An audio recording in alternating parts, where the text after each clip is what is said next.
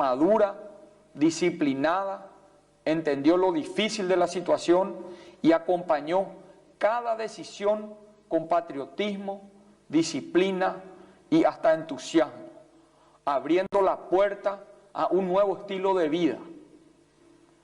No es fácil tener que explicarle a los connacionales que deben respetar las normas para el ingreso a su propio país. El COVID nos puso en la difícil situación de decirles a nuestros compatriotas: debes esperar para entrar a tu patria. Hemos visto cómo padres están separados de sus hijos, quedando varados en otros países. Pero a pesar de este escenario tan complicado, hemos visto también la determinación y la resiliencia de nuestra gente, a quienes estamos en posición de liderazgo. Esta pandemia también nos puso en una falsa encrucijada: la vida o la economía. ¿Qué aprendimos? Que el orden de las decisiones es determinante para salvar vidas y no perder la economía de nuestros países. Entre las decisiones tomadas estuvo el brindar apoyo y asistencia social a los más desprotegidos. Hemos alcanzado a más del 60% de los trabajadores más vulnerables, con subsidios temporales y necesarios. No paramos del todo nuestra economía. Nuestros trabajadores de obras públicas continuaron trabajando respetando estrictamente las normas sanitarias y con mucho orgullo no hemos registrado ningún contagiado en todo el sector en nuestro país. También el sector agrícola y alimentos siguió la producción para garantizar la seguridad alimentaria. Pero todos estos esfuerzos de un gobierno nunca son suficientes sin el apoyo de la ciudadanía, sin el apoyo ciudadano.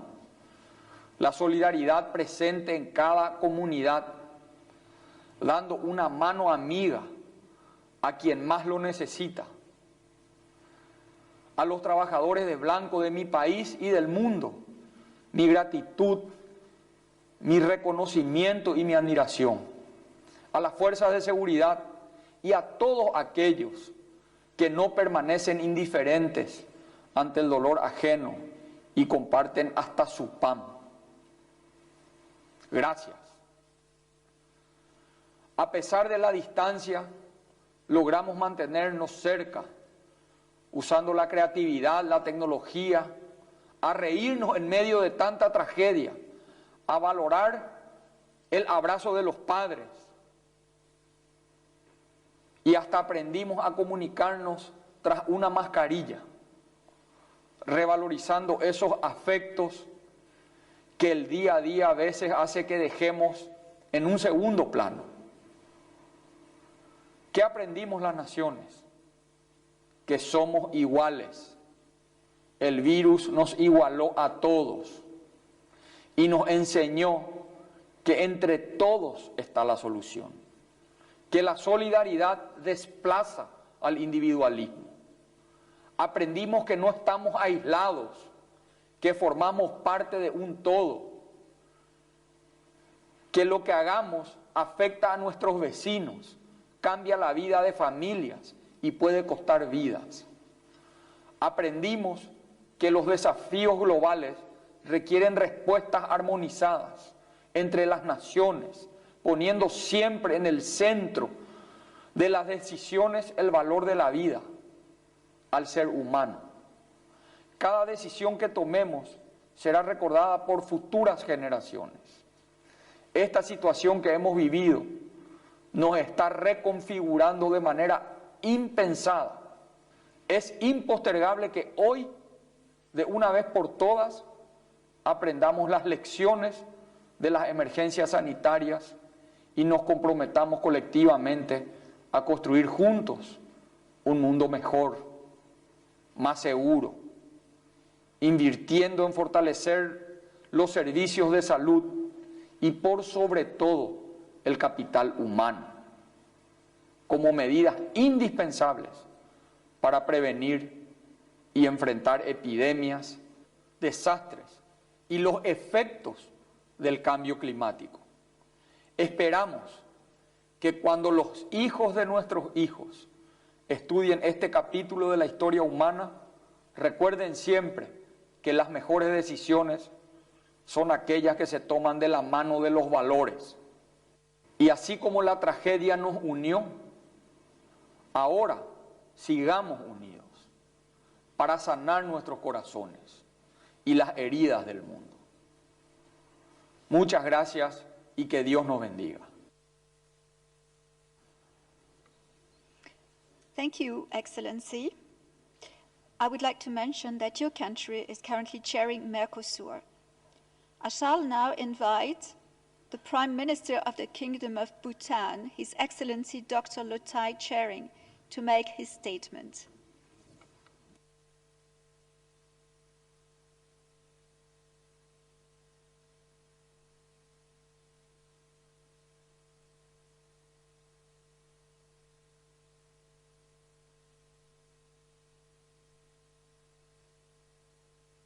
Madam President, Ministers, and distinguished delegates, greetings from the Himalayan Kingdom of Bhutan. I have the honor to convey best wishes of my King, our Queen, and the people of Bhutan. As a medical professional, I am always overjoyed to be interacting with the health fraternity within the country and beyond. We are living in an extraordinary times as we all deal with the crushing weight of this pandemic.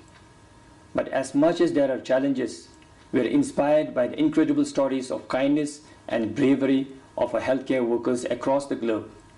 I would also like to offer my deepest condolences to everyone who have lost their loved ones to this pandemic.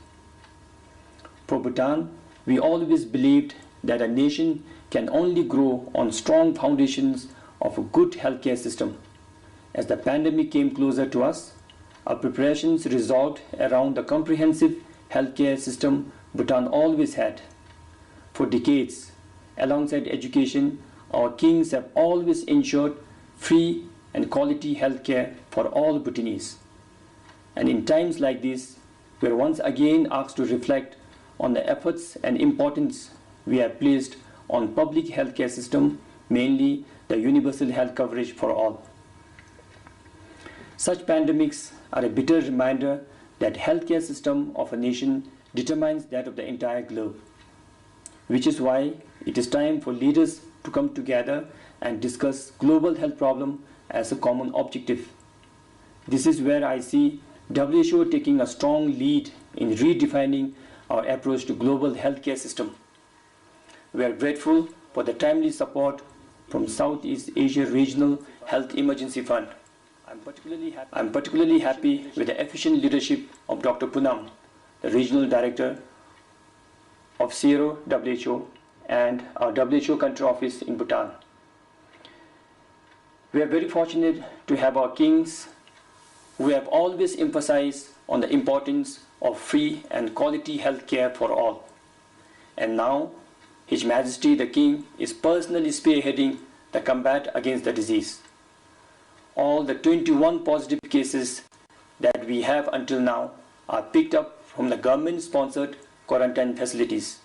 We ensure strict surveillance and testing during the 21 days mandatory quarantine period. But again, we are not compromising on our preparations should we experience a local transmission. I understand it will be a while before we come out of COVID-19.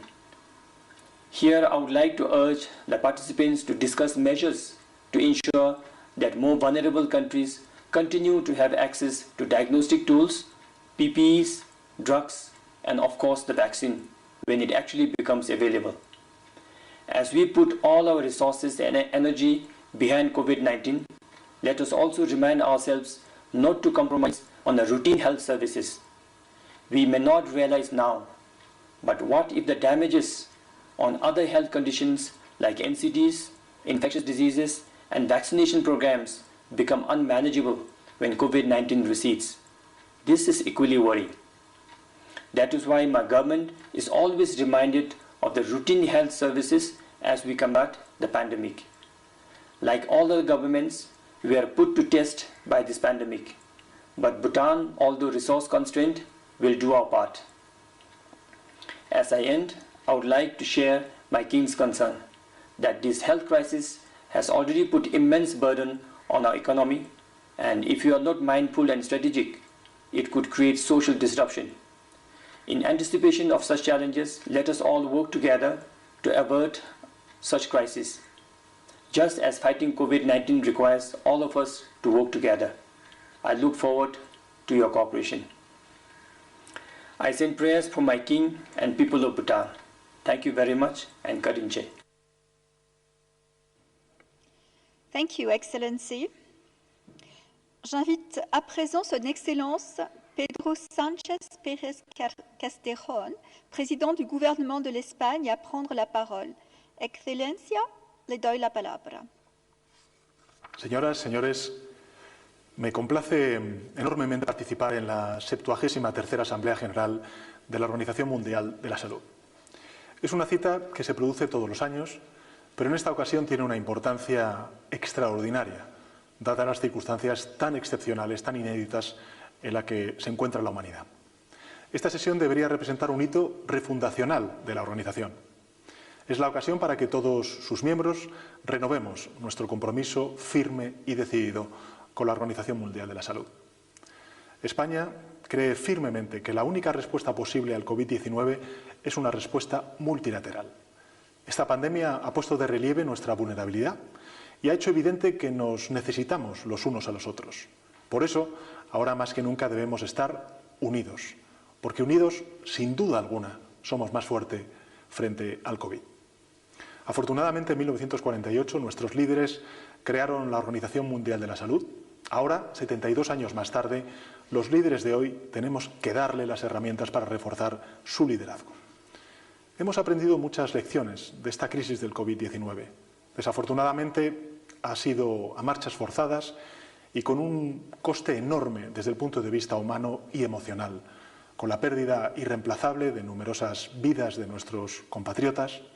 Y quiero, en este sentido, rendir un sentido homenaje a las víctimas que se ha cobrado esta enfermedad, esta pandemia, a sus familiares y a sus seres queridos. Así que ánimo y apoyo a la Organización Mundial de la Salud y a su director general, al doctor Tedros, para que lideren los trabajos y construyan sobre la base de estas lecciones aprendidas, de modo que nos ayuden a estar más preparados para responder a futuros desafíos. Tenemos que trabajar bajo una visión integral que abarque las esferas multisectoriales de la salud. Solo así podremos alcanzar el tercer objetivo del desarrollo sostenible con el cual España está comprometido, que es garantizar una vida sana y promover el bienestar de todas y todos en todas las edades. Para España, la cobertura sanitaria universal es la piedra angular para disponer de sistemas sanitarios eficientes, resilientes y de calidad, que den respuesta ante las emergencias sanitarias, pero también en la protección permanente de la salud. Señor director general, España confía en que la OMS siga desempeñando su liderazgo y pueda contar con todo nuestro apoyo para ello. Estoy convencido de que si trabajamos juntos y unidos, podremos salir más fuertes de esta crisis. Gracias. Je vous remercie, Excellence. J'invite à présent Son Excellence Monsieur Giuseppe Conte, président du Conseil des ministres de l'Italie, à prendre la parole. Madam President, Mr. Director General, Excellencies, this 73rd World Health Assembly comes at a crucial time, in the middle of our fight against the threat of the COVID-19 pandemic. The virus has changed our lives in ways that we never could imagine only a few months ago. We are living an unprecedented global crisis, a crisis that knows no borders, spares no region.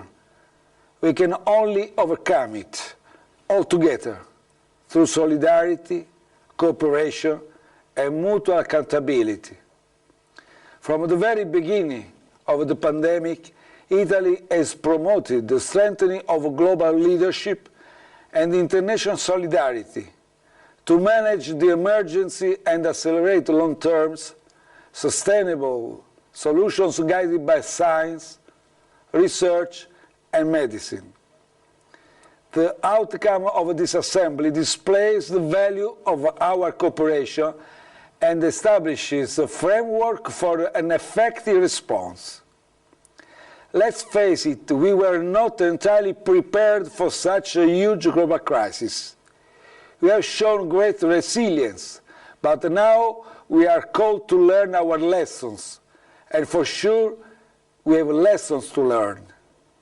We have to strengthen early warning mechanism, exchange of information, identification of best practice to improve the international community's pandemic preparedness. Since Italy's first call for an international alliance to fight COVID-19, together with the WHO, global health actors and key partner countries, we have launched the Actus Accelerator, a global platform to speed up efforts for a vaccine, therapeutics, and diagnostics tools, and ensure universal and equitable access to these life-saving treatments. We should leave no one behind. As a country committed to effective multilateralism, Italy believes that we should enhance our global health architecture, including by strengthening the role of the WHO. Just a few months ago, we commemorated the 40th anniversary of smallpox eradication, to which WHO's contribution was decisive. We commend the organization's long-standing work to safeguard people's health, often carried out under very difficult circumstances. Global health has been a consistent, permanent priority for my country, especially in the framework international development cooperation.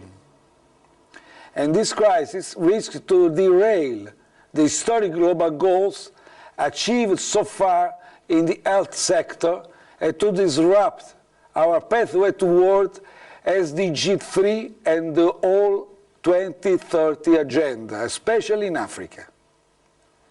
Therefore, Italy believes that increasing our support to the most vulnerable countries much needed, and be reassured that Italy will take the opportunity to promote the common goals of global health high in the agenda of its upcoming presidency of the G20 in 2021. Italy has been one of the first and most severely hit countries by this pandemic. In March, we remember very well, we needed to take drastic measures to contain the spread of the virus. After 2 months, epidemiological data are encouraging. They confirm that our collective efforts and sacrifices have paid off. We are now easing most restrictions, yet keeping rigorous safety measures for every social and commercial activity. We continue to strengthen our health infrastructure, increasing intensive care units and hiring doctors and health workers. We have broadened, tested and developed a nationwide monitoring plan in synergy with our local authorities. We are entering the phase 2 with cautious optimism and a sense of responsibility. We know that our struggle is far from being over. To that end, we still need each other. Global health is our shared priority and must be our shared responsibility. Today, more than ever, we believe that together we will make it. Thank you. Thank you very much, Excellency. It is my pleasure to now invite the Prime Minister of Tuvalu, His Excellency Kausea Natano. You have the floor, Excellency. Madam President, Dr. Adhanom, Excellencies, it is indeed an honor for me, as Prime Minister of Tuvalu and Chairman of the Pacific Island Forum, to deliver this message during the closing of the 73rd session of the World Health Assembly. Let me begin by expressing my condolences to the families of those who lost their loved ones. I would also like to take this opportunity to salute health workers around the world who are working tirelessly to treat and protect us from this virus.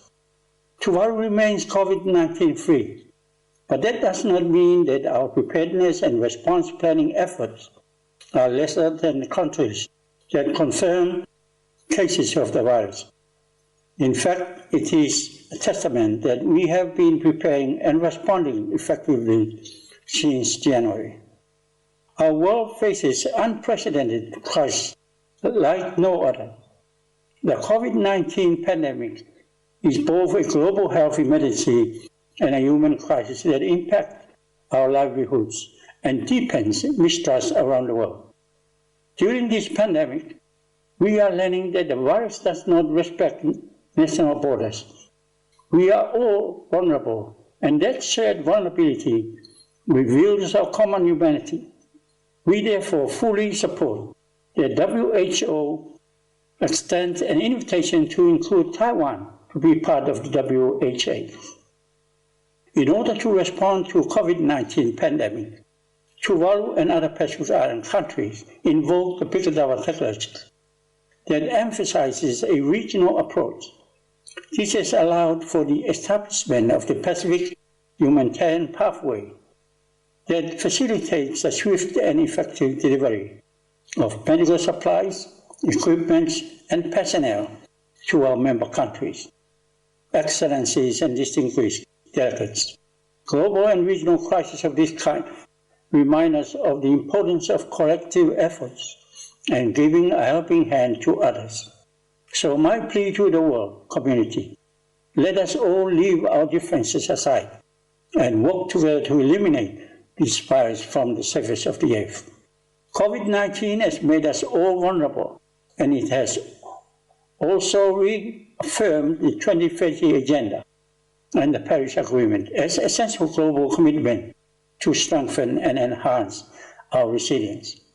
Our commitment to COVID-19 is born out of the belief that multilateralism and regional cooperation remains the best way of addressing our common crisis of pandemics and climates. I know that you had fruitful outcome in your deliberation, and I would like to conclude by wishing you all the best, and God bless you all.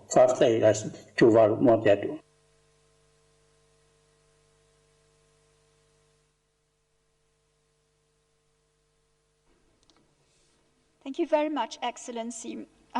We have a small technical issue with Vietnam. We are waiting for His Excellency Nguyen Xuan Phuc, the Prime Minister of the Socialist Republic of Vietnam. In the meantime, I will give the floor to Her Excellency, Mrs. Ursula von der Leyen, President of the European Commission.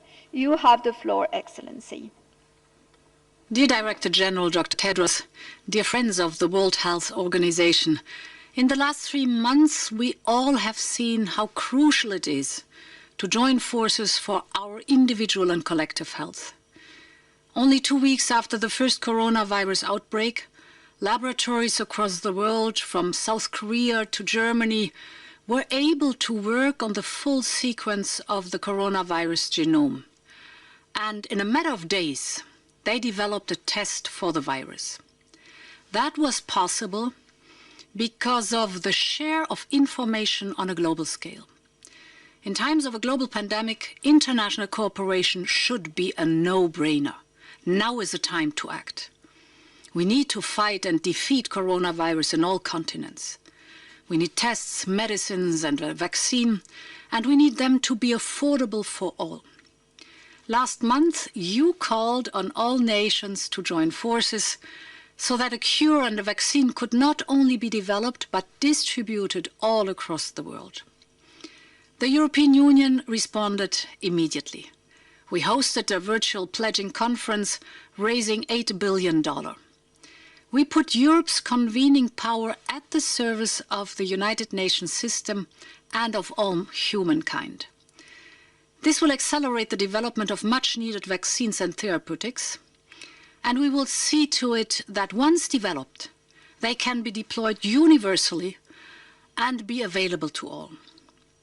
A coronavirus vaccine should not be a luxury for chosen few, but a universal common good. Let me thank the co-sponsors and all of you for our good cooperation. In times like these, the greatest act of courage is to play as a team. This does not mean that once the dust will have settled and once we have delivered on our pledge to beat this virus, we should not look into ways to modernize the WHO, to see what should be done for the WHO to continue to live up to the new challenges. Because we need multilateral approaches. But let us for now focus on our most immediate challenge. This is the time for cooperation. This is the time for science and solidarity. This is the time for all humanity to rally around a common cause, and you can count on Europe to always play for the team. Merci beaucoup, Madame la Présidente. Je comprends que nous avons toujours un petit problème technique pour nous connecter avec le Vietnam. Je vais donc arrêter ici cette session. Nous allons passer une vidéo dans l'attente de pouvoir nous connecter de nouveau avec le Vietnam. Donc je vais vous laisser patienter un petit instant. Merci.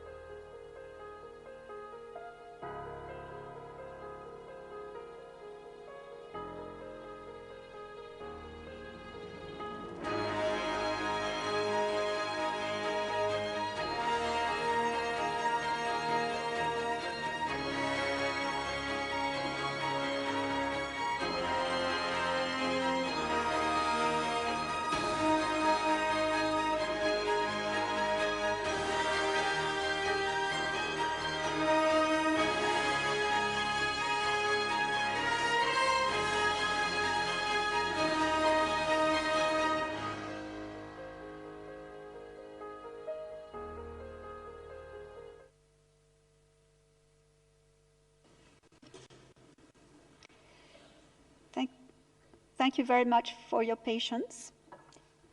It seems that now we are, sorry.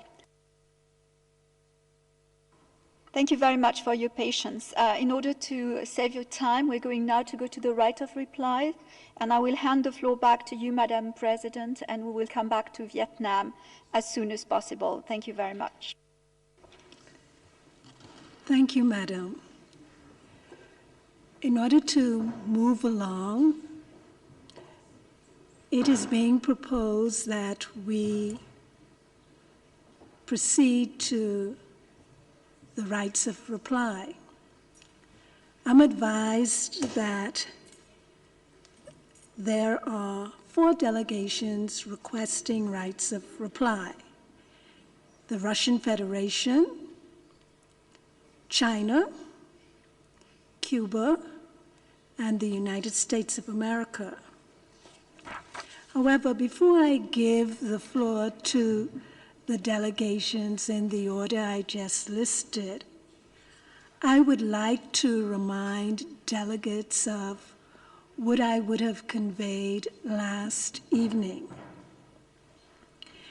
May I kindly request that in delivering a right of reply, delegations be as brief as possible, taking into account that at this meeting, interventions themselves are limited to 2 minutes. If delegations could kindly interpret the word brief relative to the time allotted for interventions themselves, it would be greatly appreciated. And finally, if there are subsequent requests by delegations for additional spoken rights of reply concerning the same matter as previous replies, may I kindly request delegations to limit such spoken statements to 30 seconds or less. I hope delegations will understand that these requests are made in our common interest in the good order of our proceedings and to help us move things along. I now give the floor to the Russian Federation. You now have the floor. Please proceed. Госпожа председатель, дамы и господа, российская делегация взяла слово, чтобы реализовать свое право на ответ в связи с заявлением делегации. К сожалению, за 2 дня сессии мы так и не дождались выступления украинских представителей по основной теме ассамблеи – борьбе с коронавирусом.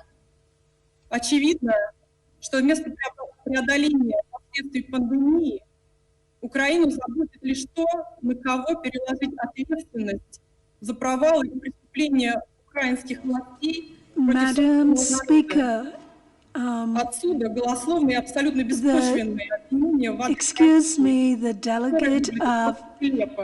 Hello, thank you, the delegate from the Russian Federation. My apologies for interrupting. I'm advised that they're having some difficulties with the audio.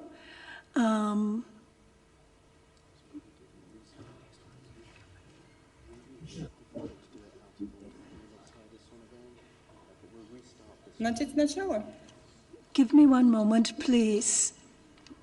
One moment, please.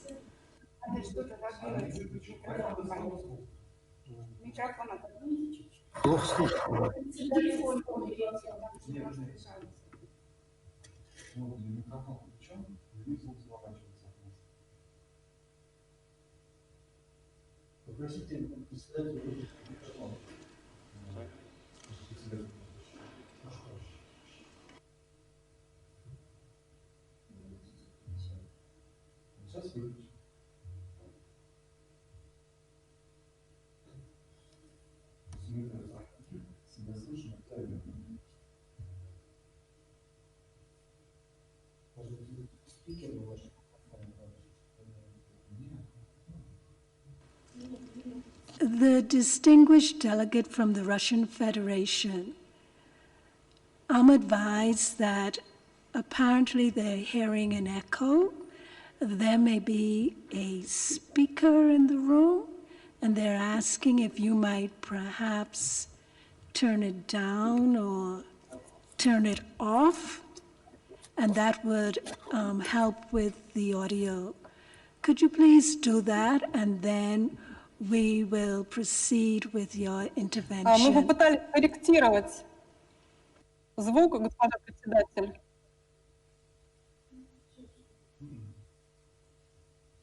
Меня слышно? We can hear you, but I understand they're getting an echo. If there is a speaker on, can you please turn it off and then proceed with your intervention?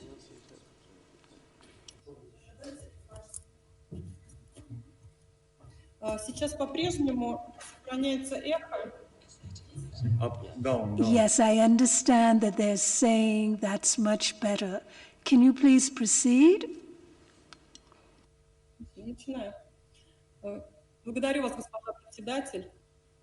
Наша делегация взяла слово, чтобы реализовать свое право на ответ в связи с выступлением делегации Украины. К сожалению, за предыдущие 2 дня сессии мы так и не дождались выступления украинских представителей по основной теме Ассамблеи борьбы с коронавирусом.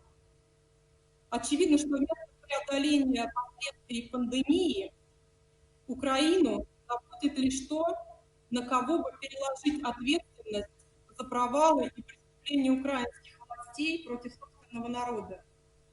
Отсюда голословное и абсолютно беспочвенное обвинение в адрес России, которое выглядит просто нелепо. Мы напоминаем, что кандидатура Российской Федерации в состав исполнительного комитета ВОЗ была одобрена в рамках Европейского регионального комитета, в состав которого также входит и Украина. Соответственно, сегодняшнее... My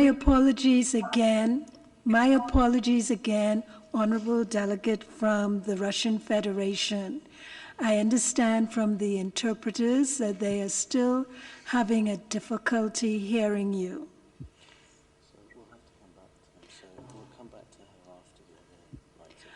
I'm advised that we'll have to come back to you. We'll come back to you. We'll come back to you. We'll give the floor to the other speakers, and then we'll come back to you.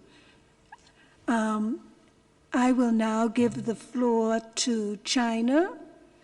The Honorable Delegate from China, you have the floor, please.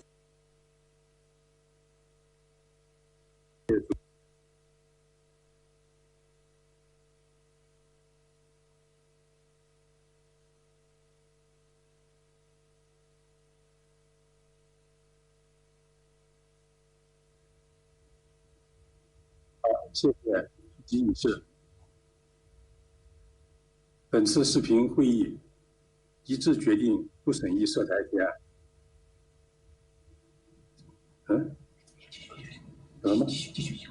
充分体现了国际社会和世卫组织坚定奉行一个中国原则的鲜明立场。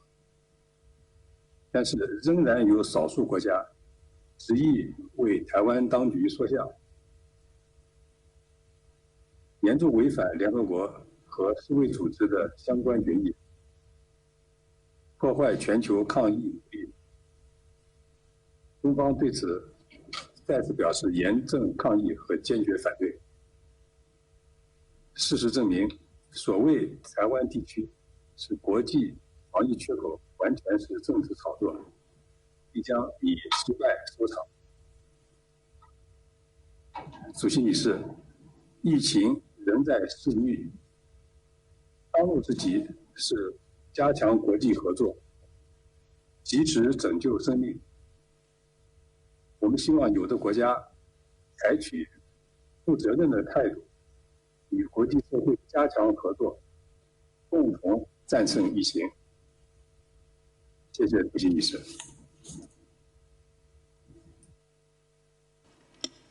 Thank you, distinguished delegate from China.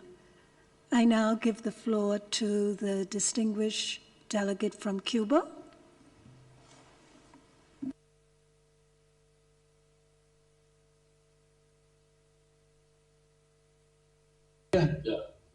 Sí, bien.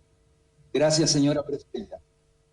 En su réplica, en el día de ayer, la delegación del gobierno de Estados Unidos deliberadamente, deshonestamente, su gobierno mintió, pues su gobierno exagera las cifras que declara en las licencias que otorga para exportar a Cuba y no tiene relación alguna con las solicitudes hechas por nuestro país de requerimientos de importaciones definidos, ni con la materialización de transacciones comerciales reales. El bloqueo en nuestro país tiene 60 años. Es una realidad y un hecho evidenciado que en el campo de la salud ha significado más de 3.000 millones de dólares americanos. Se manifiesta en la imposibilidad de adquirir de forma regular medicamentos, equipos e insumos médicos que debemos comprar en áreas lejanas o simplemente prescindir de ellos, afectando la salud de la población cubana. Es completamente falso que hayamos podido comprar en este último periodo con esta administración que ha intensificado cruelmente estas medidas restrictivas. El bloqueo, según la Convención contra el Crimen de Genocidio, tipifica como un acto de genocidio. Estados Unidos debe escuchar los llamados de la Asamblea General de Naciones Unidas, de su secretario general, de la alta comisionada de los derechos humanos, para que se levanten las medidas coercitivas, unilaterales impuestas contra países como Cuba, pero hasta ahora ha hecho oídos sordos. Finalmente, ratificar que el bloqueo socava los esfuerzos nacionales para enfrentar la pandemia y tiene un impacto negativo en el ejercicio del derecho a la salud. Muchas gracias, presidente.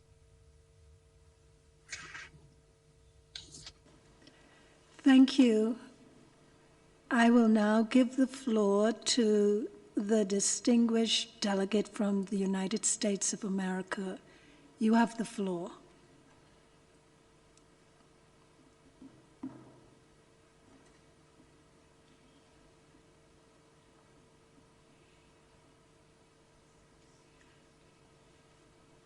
Is the United States connected, please?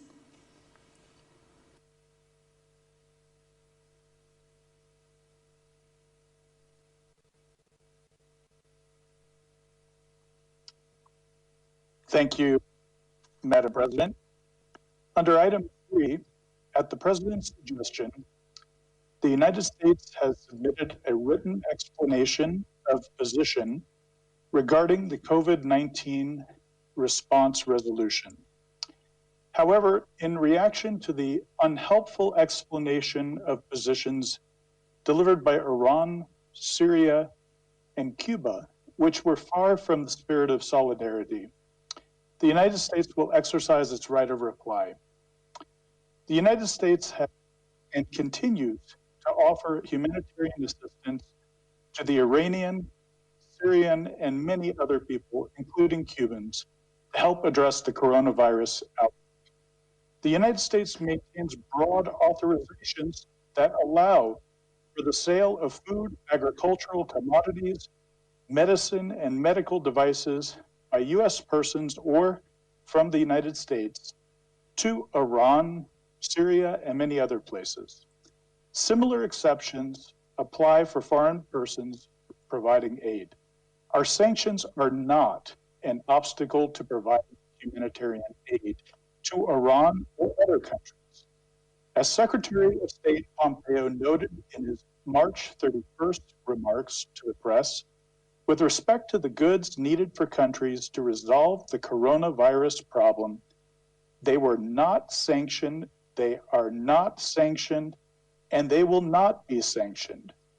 And finally, in reaction to the statement by China, we join countless others in the international community who today have called on the WHO to extend an invitation to Taiwan to the WHO.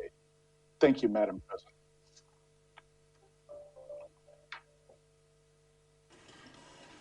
Thank you. I will return the floor to the Russian Federation to see if the audio is a bit better now. Madam, you have the floor.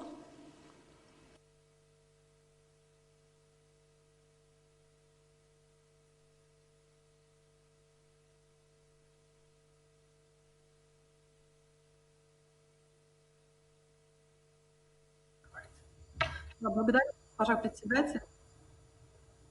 Мы попытались наладить звук, надеюсь, сейчас все пройдет нормально. Мы взяли слово, чтобы реализовать право на ответ в связи с ранее сделанным заявлением украинской делегации. К сожалению, ранее мы не дождались выступления украинских представителей в основной теме ассамблеи по борьбе с коронавирусом. Очевидно, что вместо преодоления последствий пандемии Украину заботит только то, на кого переложить ответственность за провалы и преступления украинских властей против собственного народа. Отсюда голословные, абсолютно беспочвенные обвинения в адрес России, которые выглядят нелепо. Напоминаем, что кандидатура Российской Федерации в состав исполнительного комитета ВОЗ была одобрена в рамках Европейского регионального комитета, в состав которого входит и Украина. Соответственно, сегодняшнее заявление делегации Украины не может быть квалифицировано иначе, как провокация, направленная на политизацию повестки дня Ассамблеи. Такое деструктивное поведение неприемлемо. Со своей стороны, мы заверяем готовность России к плодотворному взаимодействию со всеми партнерами в рамках исполнительного комитета. Благодарю вас.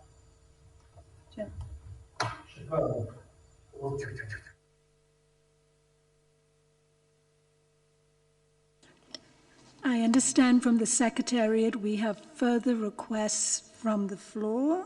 Requests for reply. I give the floor to the distinguished delegate from Ukraine.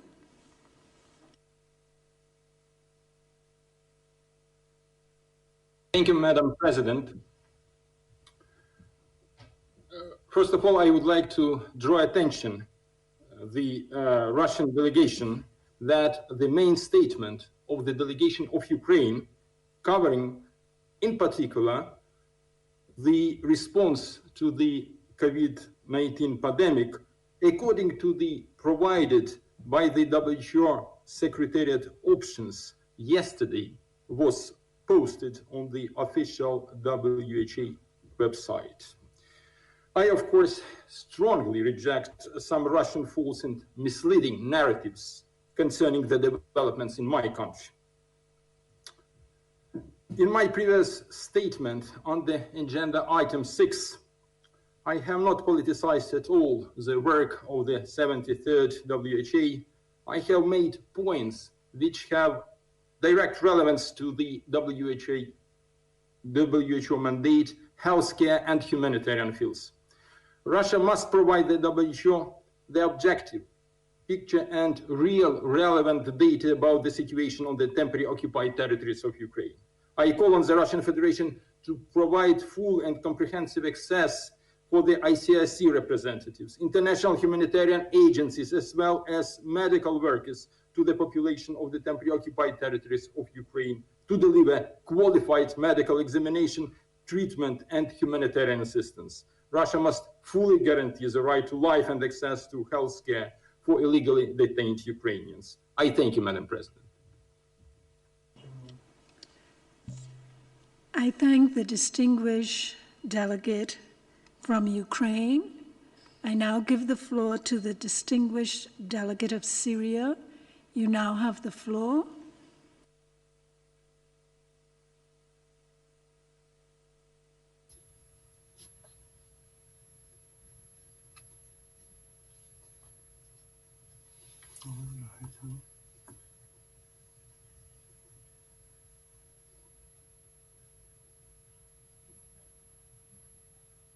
Hello?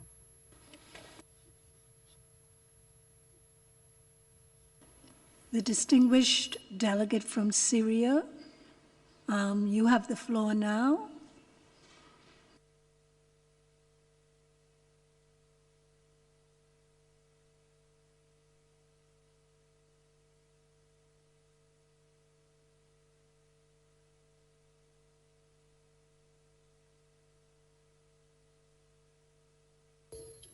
Hello? Yes. Please proceed, sir. Thank you, Madam President. I find myself obliged to take the floor to respond to the comments just made by the representative of the United States regarding unilateral economic measures imposed on my country, as well as on other countries, and their repercussions on national efforts to effectively cope with the challenges posed by COVID-19. The reference to the so-called humanitarian exemptions of those sanctions is in fact no more than a pretext to justify the imposition of those unilateral measures. I would like to invite the distinguished delegate from the US and other colleagues to revert to a report of the rapporteur of UCMs in the Human Rights Council about his visit to Syria in 2018, where he raised the issue of the humanitarian exemptions and confirmed that these are in fact non-existent. And in fact, we believe that the best service the US could do for the humanitarian situation in Syria starts by lifting those unjustified and immoral sanctions rather than seeking to impose new packages of sanctions while we are in the midst of facing COVID-19 challenge and its accompanying repercussions. Thank you, Madam President. I'd like to thank the distinguished delegate. I understand that the Honorable Delegate of China wishes to take the floor to exercise a further right of reply. I wish to remind delegates that in the event of a sequence of rights of reply between member states, each replying to the other, the practice in the WHO and in other UN organizations is to allow each member state two intervening, or should I say additional interventions. Thank you. I'm being corrected by the Secretariat. They allowed two interventions in the exercise of rights of reply. In this way, such sequences can be managed fairly and transparently without unduly disrupting the meeting.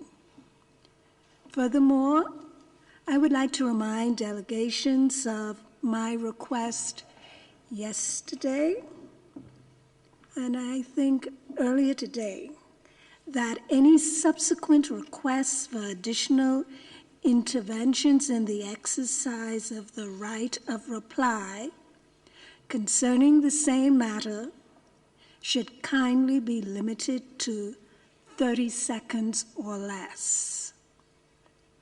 Accordingly, I now give the floor to the Honorable Delegate of China to exercise a second right of reply. So you have the floor. 谢谢。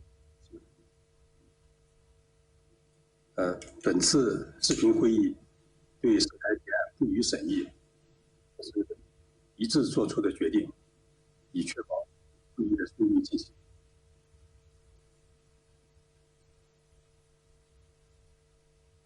但是刚才美国代表仍在执意炒作这一问题。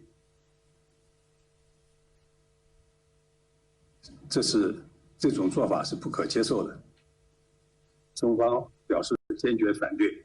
谢谢主席女士。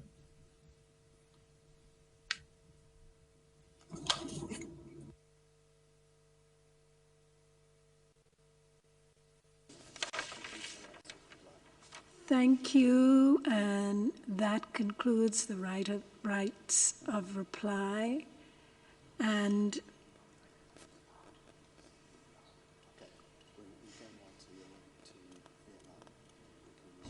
I understand, I'm reminded that we still have to have the statement from Vietnam. I turn the floor over to Madam Bokos. I'm going to get it right. Just bear with me. Thank you very much indeed, Madam President. Thank you. Indeed, we now have one more statement. Accueillons donc à présent Son Excellence Nguyen Xuan Phuc, Premier ministre de la République socialiste du Vietnam. Excellence, vous avez la parole.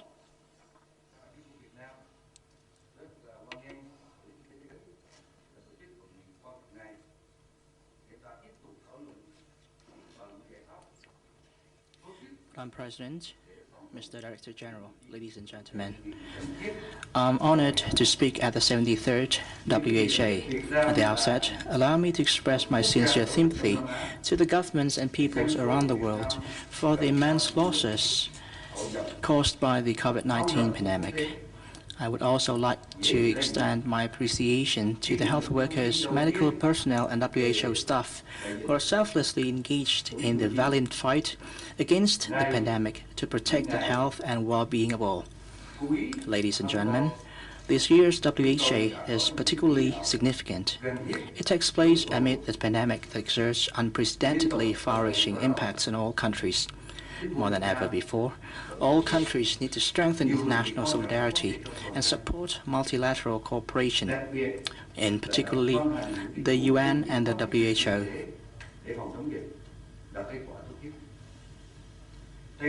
As the leading global health organization, WHO should continue offering countries scientific expertise, fostering collaboration and mutual understanding, coordinating international efforts, mobilizing common resources so as to respond to the pandemic effectively.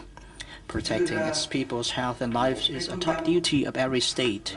We must proactively strengthen the preparedness and resilience of our healthcare system, step up international cooperation, and enhance information and experience exchange. In the fight against the pandemic, we must ensure that everyone in every country and territory have access to vaccine and medication.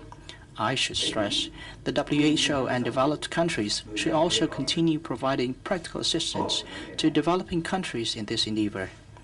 Alongside the efforts to address the immense consequences of the virus, we need a post-COVID-19 development plan that provides support for businesses to resume, ensuring social welfare for citizens, especially the poor and the vulnerable, so that no one is left behind. We need to strengthen cooperation to sustain the supply chain, sustain international economic connectivity and financial market stability. Ensuring a peaceful environment is thus crucial for these tasks. Ladies and gentlemen, conscious of the danger of the pandemic from early on, Vietnam has fought the pandemic as though an enemy. We adopted the whole government approach, where the healthcare system, scientists, and the armed forces all join in implementing quarantine measures, combining contagion control, contact tracing and testing, and treatment. The government accepted short-term economic losses in order to safeguard the public health and safety. These policies and measures have been well supported by the public. As of today, Vietnam, a nation of nearly 100 million people, deeply integrated into the region and the world, only records more than 320 cases with 0 fatality. Today is the 33rd day without community spread in our country. Having essentially kept the pandemic under control, Vietnam is moving on to a new normal, engaging in economic recovery and development, while never allowing complacency in fighting the disease. In the spirit of cooperation and sharing in times of hardship, the government, businesses, and people of Vietnam have provided timely and practical assistance, including made-in-Vietnam masks and medical equipment, and shared our experience with various countries, especially countries heavily affected by the virus. At the same time, Vietnam has made financial contributions, although modest, to the WHO's COVID-19 Response Fund. As the 2020 ASEAN Chair and a non-permanent member of the UN Security Council for the term 2020-2021, Vietnam has hosted and joined numerous discussions and efforts towards a common voice, put forth initiatives to promote collective actions in combating the pandemic, offering assistance to the people, and promoting post-pandemic economic recovery. Vietnam is confident that in face of the most serious challenge in the founding,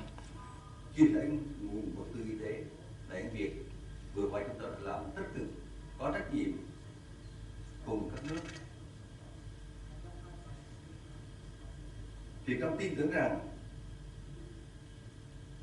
trước thách thức nghiêm trọng nhất để điều trị thành lập Liên Hợp Quốc và những thế giới này, cộng đồng quốc quốc tế sẽ tiếp tục phát huy ý chí và sức mạnh của mỗi dân tộc, cũng như tinh thần đoàn kết, hợp tác quốc tế mạnh mẽ để cùng vượt qua, cùng xây dựng một tương lai tốt đẹp hơn cho một quốc gia và một người dân.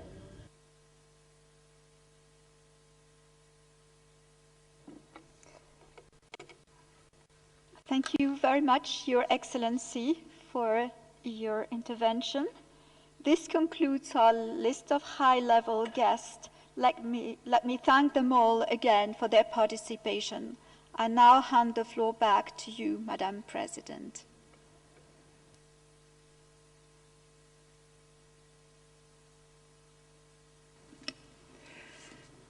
Thank you.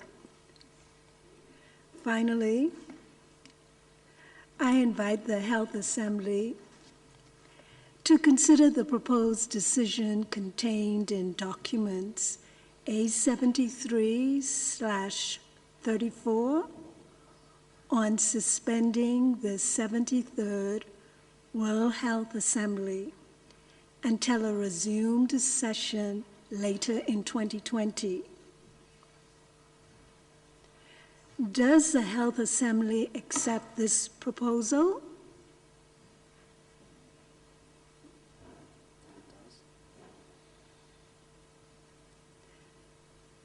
I understand that in the absence of any request to take the floor, I will consider that the Health Assembly agrees to adopt the decision. The decision is hereby adopted.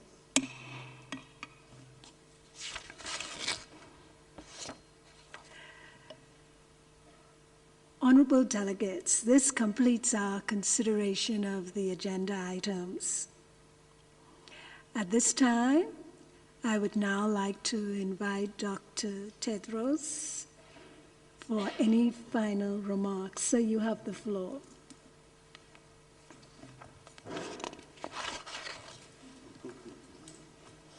I'm from Bahama.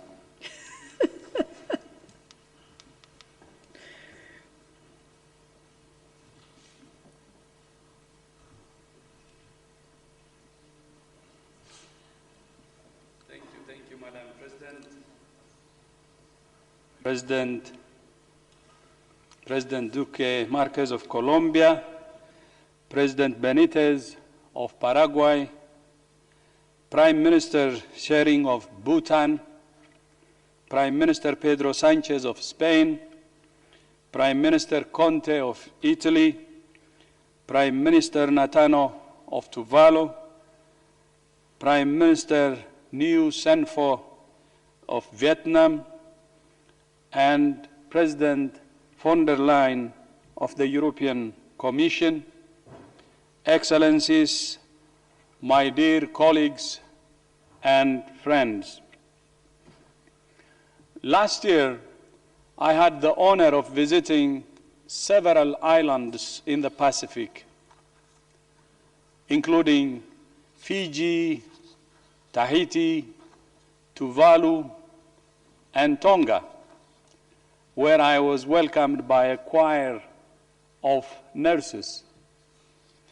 When we originally planned this year's World Health Assembly, we invited that choir from Tonga, choir of nurses and midwives, to perform and to mark the International Year of the Nurse and the Midwife.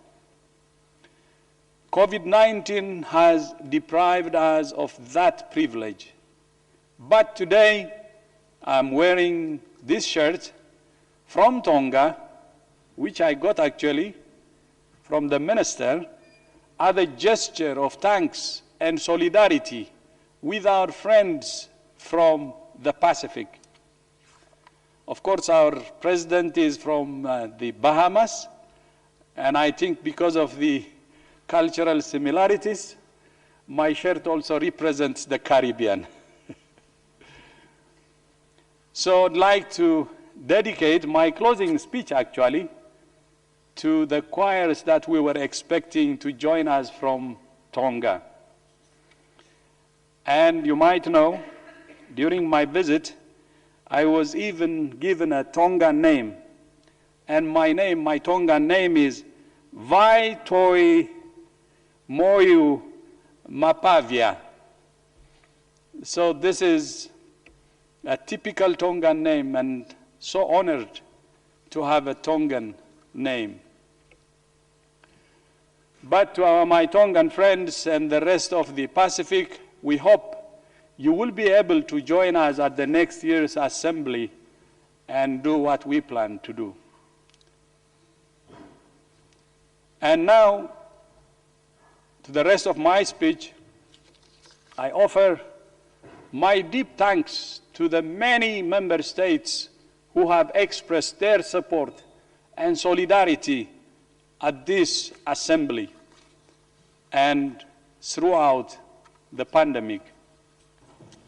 I have been impressed and inspired by the commitment of so many countries to fighting the virus and saving lives.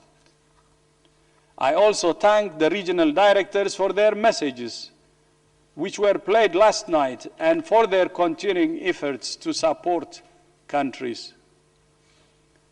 I thank member states for adopting the resolution which calls for an independent and comprehensive evaluation of the international response, including but not limited to WHO's performance. As I said yesterday, I will initiate such an evaluation at the earliest appropriate moment. We welcome any initiative to strengthen global health security and to strengthen WHO and to be better safe. As always, WHO remains fully committed to transparency, accountability, and continuous improvement. We want accountability more than anyone.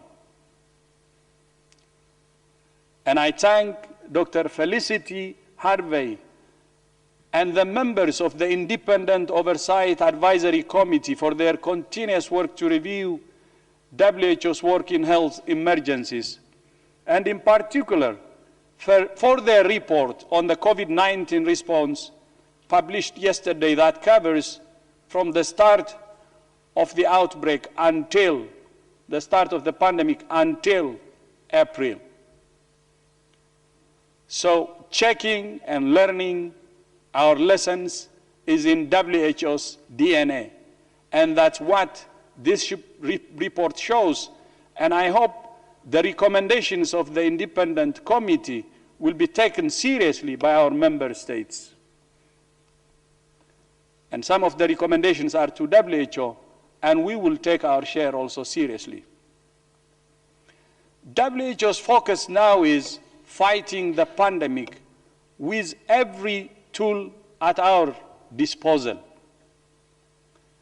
Our focus, at the end of the day, what matters is life. That should be at the center of everything we do and everything we say.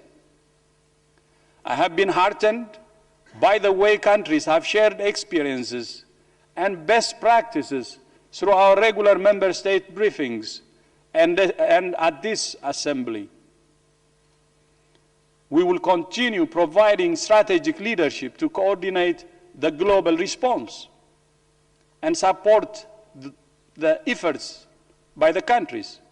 We will continue providing the world with epidemiological information and analysis. We will continue to keep the world informed and give people and communities the information they need to keep themselves and each other safe. We will continue shipping diagnostics, personal protective equipment, and other medical supplies all over the world. We will continue bringing together leading experts from around the world to develop technical advice based on the best science. We will continue driving research and development to develop evidence about vaccines, diagnostics, and therapeutics. We will continue working with countries and all relevant partners to ensure equitable access to the tools to prevent, detect, and treat COVID-19. We will continue supporting countries to prepare and respond. And we will continue working with countries to sustain essential health services. We will continue to work day and night to support the most vulnerable countries and populations. We will continue supporting countries to achieve the 3 billion targets and the Sustainable Development Goals. And we will continue supporting countries to build resilient health systems based on primary health care to progress towards our shared goal of universal health coverage.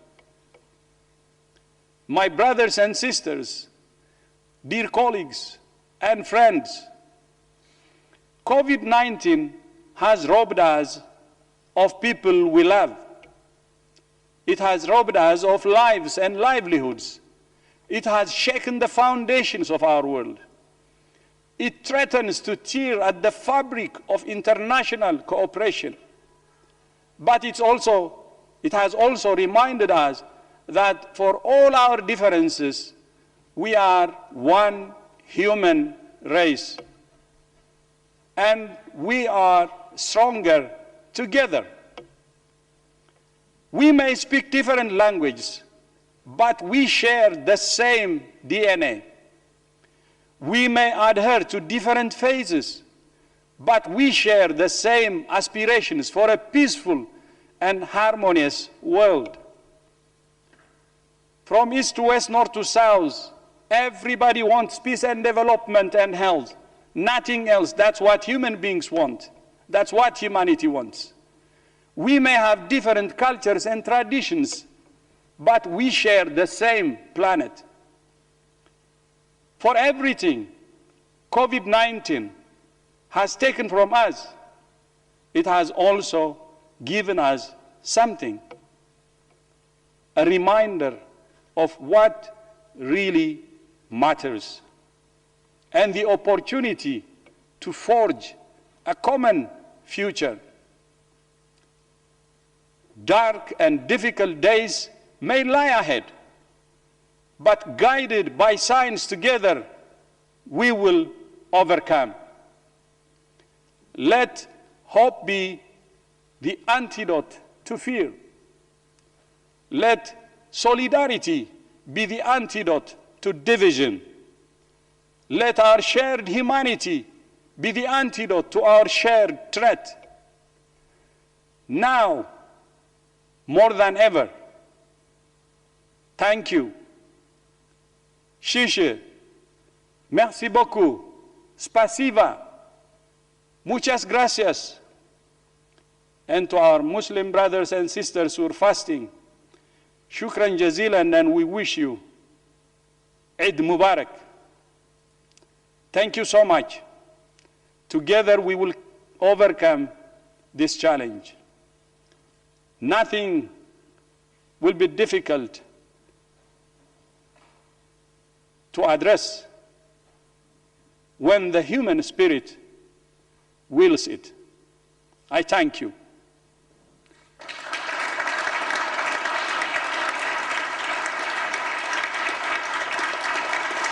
And thank you.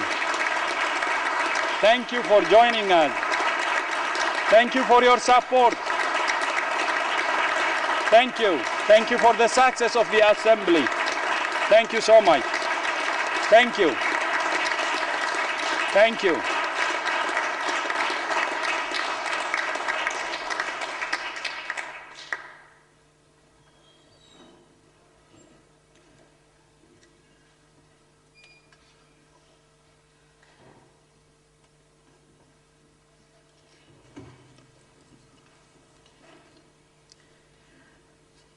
I would like to thank Dr. Tedros for his remarks. Thank you, sir.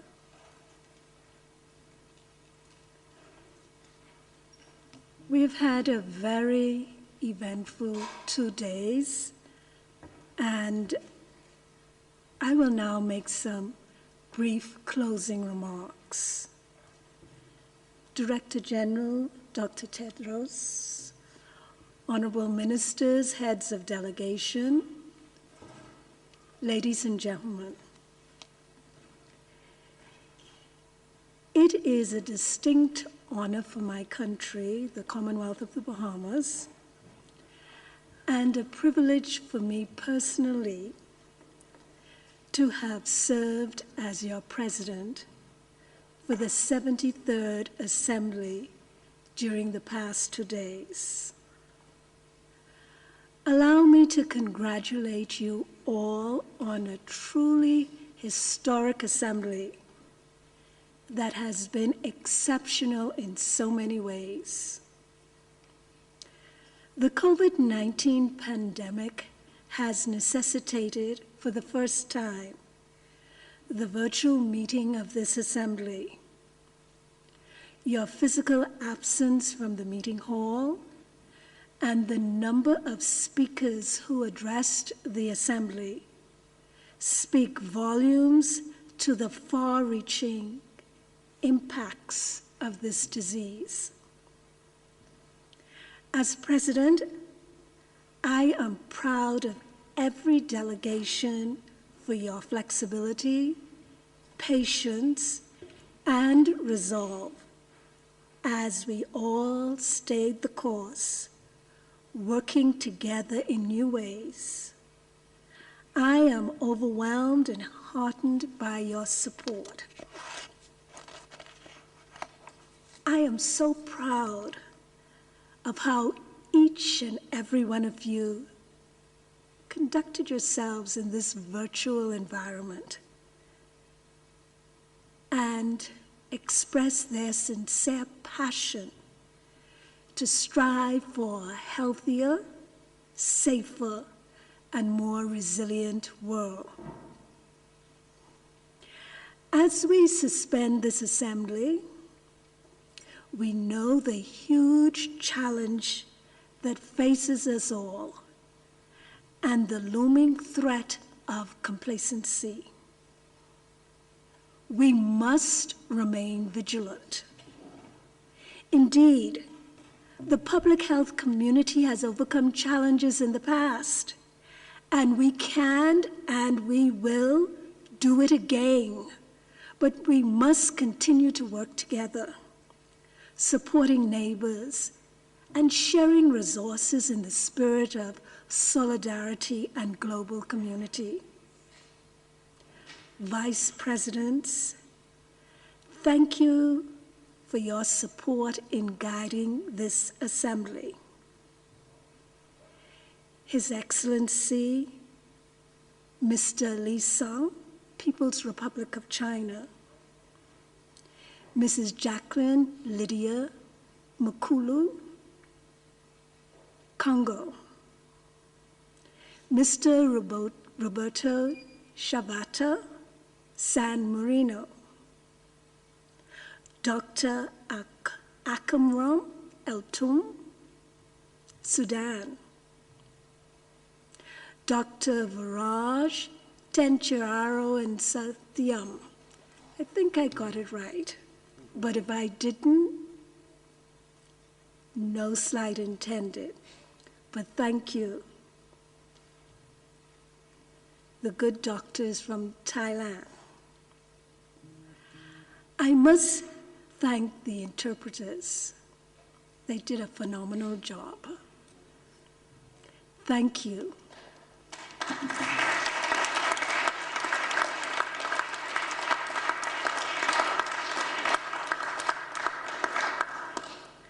Without you, we could not be one united team working together, understanding the concerns of each member state that made an intervention. All WHO staff, thank you to all who have worked tirelessly to prepare for and support this assembly, including governing bodies, legal, conference services, and the IT staff for your extraordinary efforts this year to connect us with our colleagues from around the world. I would also like to thank the WHO staff in regional and country offices for your extraordinary engagement for this year's Assembly. Honorable delegations, thank you for your hard work, your patience, your cooperation. I wish you continued strength in your efforts to respond to COVID-19. Dr. Tedros, my deepest appreciation for your steadfast leadership in these unprecedented times. I look forward to seeing you all soon and hopefully meeting you in person at the resumed session of the Assembly later this year. I now formally declare the 73rd World Health Assembly suspended.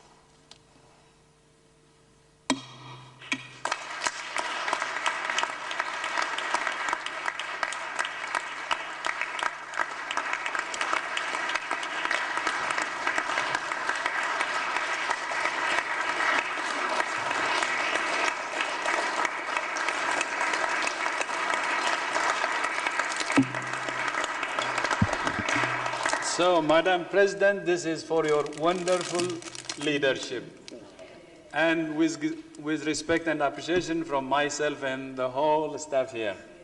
Thank you so much. Thank you. Thank you.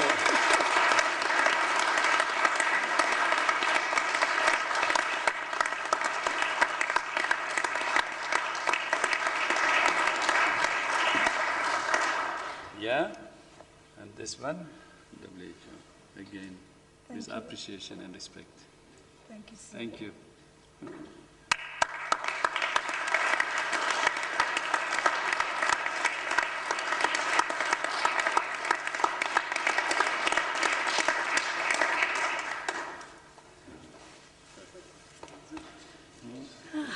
Thank you very, very much for all your support. We can't, huh? Couldn't do it without your support. I have to say, it's so nice to have you. Thank you. So, thank you. Couldn't do it without your help.